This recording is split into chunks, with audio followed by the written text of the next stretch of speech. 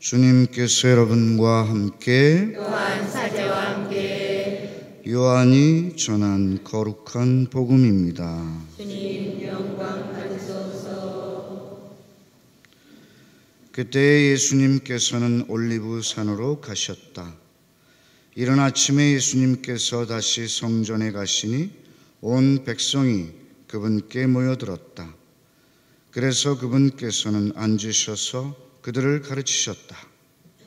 그때의 율법 학자들과 바리사이들이 가늠하다 붙잡힌 여자를 끌고 와서 가운데에 세워놓고 예수님께 말하였다. 스승님, 이 여자가 가늠하다 현장에서 붙잡혔습니다. 모세는 율법에서 이런 여자에게 돌을 던져 죽이라고 우리에게 명령하였습니다. 스승님 생각은 어떠하십니까? 그들은 예수님을 시험하여 고소할 구실을 만들려고 그렇게 말한 것이다. 그러나 예수님께서는 몸을 굽히시어 손가락으로 땅에 무엇인가 쓰기 시작하셨다. 그들이 줄곧 물어대자 예수님께서 몸을 일으키시어 그들에게 이르셨다. 너희 가운데 죄 없는 자가 먼저 저 여자에게 돌을 던져라. 그리고 다시 몸을 굽히시어 땅에 무엇인가 쓰셨다. 그들은 이 말씀을 듣고 나이 많은 자들부터 시작하여 하나씩 떠나갔다. 마침내 예수님만 남으시고 여자는 가운데 그대로 서 있었다. 예수님께서 몸을 일으키시고 그 여자에게 여인아, 그 자들이 어디 있느냐? 너를 단죄한 자가 아무도 없느냐? 하고 물으셨다. 그 여자가 선생님, 아무도 없습니다. 하고 대답하자 예수님께서 이르셨다. 나도 너를 단죄하지 않는다. 가거라. 그리고 이제부터 다시는 죄짓지 마라. 주님의 말씀입니다. 그리스도님 참여합니다.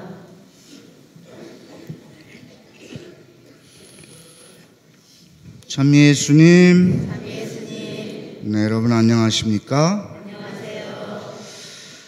네, 지난 주일 사순 특강 중에 제가 드렸던 말씀 중에 가장 기억에 남는 말씀이 모든 성인에게는 과거가 있고 모든 죄인에게는 미래가 있다라는 말씀입니다. 베드로 성인도 예수님을 3번이나 부인한 그런 과거가 있고 또 바오로 사도도 예수님을 박해하고 그리스도인들을 박해한 그런 과거가 있습니다. 또 막달라 여자 마리아 성녀도 마찬가지로 과거가 있죠. 그러나 이분들은 그 과거에 얽매이지 않으시고 그 과거를 딛고 새롭게 태어나셨고 새로운 삶을 사셨습니다.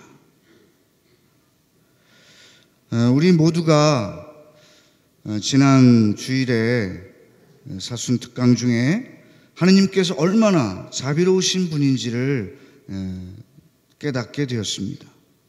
하느님께서는 우리 죄를 살피시지 않을 뿐만 아니라 우리 죄를 잊으시고 또 우리 죄를 몸소 당신 몸에 뒤집어 쓰시기까지 하신 분이십니다. 이렇게 하느님께서는 우리 모두의 죄를 용서하시고 잊으시고 또 당신께서 몸소 짊어지시는데도 불구하고 우리는 우리의 잘못에 얽매여서 거기에서 헤어나오지 못할 때가 많이 있습니다.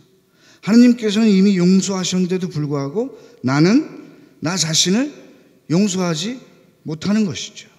그래서 매번 똑같은 잘못을 고백할 때가 많고 그리고 거기에서 한 단계 뛰어넘지 못할 때가 많이 있습니다. 오늘 가늠하다 현장에서 붙잡힌 여인을 바리사이 사람들이 예수님께 데리고 옵니다. 예나 지금이나 간음죄 그리고 살인죄는 큰 중죄이기 때문에 그때 당시에는 율법의 현장에서 돌을 던지는 그런 사형에 처하게 되어 있었습니다. 예수님께서는 죄 없는 사람이 먼저 그 여인에게 돌을 던져라. 나이 많은 사람부터 하나씩 하나씩 떠나갑니다. 마지막에 예수님께서 나도 너를 던져하지 않겠다. 가거라. 더 이상 죄 짓지 마라 하고 그 여인을 보내십니다. 아마도 이 여인은 그 후에 성녀가 되시지 않았을까 생각합니다. 그런 과거가 있었지만 그것을 딛고 극복하고 일어나서 새 삶을 사셨겠죠. 예수님의 용서를 강하게 체험했기 때문에 더 이상 죄를 지을 수가 없었던 것이죠. 우리도 하느님의 자비, 하느님의 용서를 깊이 체험한다면 소소한 잘못까지도 더 이상 짓고 싶은 그런 마음이 생기지 않을 것입니다. 이제 사순시기 막바지에 다다랐습니다. 이번 주간부터 판공이 시작됩니다.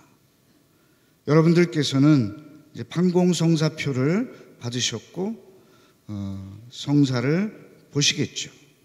그러나 의무이기 때문에 형식적으로 보는 것이 아니라 진정으로 뉘우치고 회개함으로써 주님께 우리 죄를 고백하고 새로남의 은혜를 받을 수 있어야 하겠습니다.